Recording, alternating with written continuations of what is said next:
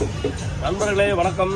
இந்த வேலைக்கொண்ட வண்டிக்கு பார்த்தீங்கன்னா எக்ஸ்ட்ரா ஃபிட்டிங் எல்லாத்தையும் பிரிச்சாச்சு. பிரிக்காமல் இருக்குது இந்த கிளாஸு, இந்த ஹேண்டில், இதெல்லாம் வந்து அங்கே பெயிண்ட் ஷாப்பில் அவங்களே நம்மளுக்கு ரிமூவ் பண்ணிக்குவாங்க. நாம் அதை பண்ண தேவையில்லை. நம்மளோட ஒர்க்கு பார்த்தீங்கன்னா உள்ளுக்குள்ளே 2 சீட்டு, இந்த கீழே போட்டிருந்த மேட்டு, 2வது இந்த சன்வைசரு, இந்த அப்புல்சரு, அப்புறம் இந்த எக்ஸ்ட்ரா ஃபிட்டிங்ஸ், இந்த டோர் பேடு, அதே மாதிரி ஃப்ரண்ட்டில் பார்த்துடலாம். ஃப்ரண்ட் பம்பரு, டூமு, அதே மாதிரி இந்த கிளாஸையும் கழட்டிடுவாங்க. எல்லாம் கழட்டி தான் ஃபுல் பெயிண்ட். இந்த செட்டப் எல்லா செட்டும் எடுத்து தான் பெயிண்ட் பண்ணுவாங்க. இதெல்லாம் கழட்டி ஒரு ஓரமாக வச்சுருவாங்க. நம்மளோட ஒர்க்கு நம்ம பண்ணி கொடுத்துடலாம் அவங்க கீழே.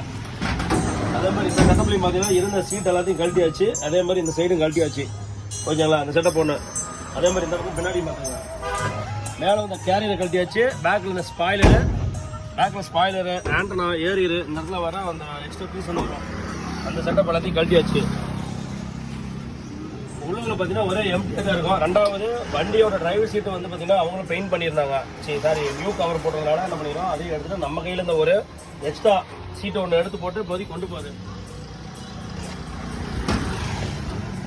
ஏன்னா பெயிண்ட் ஷாப்பில் பார்த்தீங்கன்னா வண்டியை முன்னே வந்து நவுத்துறதுக்கு வேணும். அதனால என்ன பண்ணிக்கிறோம், அந்த கவர் இருந்தால் கண்டிப்பாக வந்து ஒன்று கிழிஞ்சு போவோம், இல்லைன்னா பெயிண்ட் போட்டு வீணாக போயிடும். அதனால நம்ம என்ன பண்ணிக்கிறோம், நம்ம கிட்ட ஒரு சீட் ஒன்று எடுத்து போட்டு அடியில் பாட்டன் மட்டும் தான் அதை போட்டு அப்படியே எடுத்துகிட்டு போகுது. சரி, ரைட், ஓகே, இந்த வண்டி கொண்டு விடலாம். மோஸ்ட்லி வந்து நீங்கள் கேட்குறீங்க, ஆனால் பெயிண்டிங் விட்டால் என்ன ஒரு 2-3 நாளில் கிடச்சிருமா அப்படின்லாம் கிடையாதுங்க. ஃபஸ்ட்டு நீங்கள் டிங்கரிங் விட்டிங்கன்னா கம்பல்சரி வந்து டிங்கரிங்க்கு ஒரு 6 நாள் 5 நாளுங்க கம்பல்சரி வந்து. ஆனால் வந்து இந்த இடம் ஒன்றும் இல்லைங்க, இந்த இடத்துல பாருங்கள், இந்த இடத்துல வந்து ஓட்டே இருக்குங்களா, இந்த பீஸை கட் பண்ணிவிட்டு இந்த இடத்துல பீஸ் போடணுங்க. 1, 2வது பீஸ் போட்டுவிட்டு டிங்கர் பார்த்தீங்கன்னா அதுக்கு டேஸ்ட்டு பார்த்து விடுவாப்பா. இது தெரிஞ்சவனுக்கு இல்லை, தெரியாதவங்களுக்கு நான் சொல்கிறேன் நான். ஓகேங்களா? டிங்கரிங் பார்ப்பாங்க. இவங்க டிங்கரிங் பார்த்தா மட்டும் பார்த்தாதுங்க. 2வது அங்கேருந்து பெயிண்ட் ஷாப்புக்கு வரும், அவங்க ஒரு அழைச்சிட்டு பார்ப்பாங்க. இதே மாதிரி நைஸாக வருதா அப்படின்னு சொல்லிட்டு பாருங்கள். ஏற்கனவே இந்த போய் டச் ஆகி வேலை செஞ்சுக்கிறாங்க.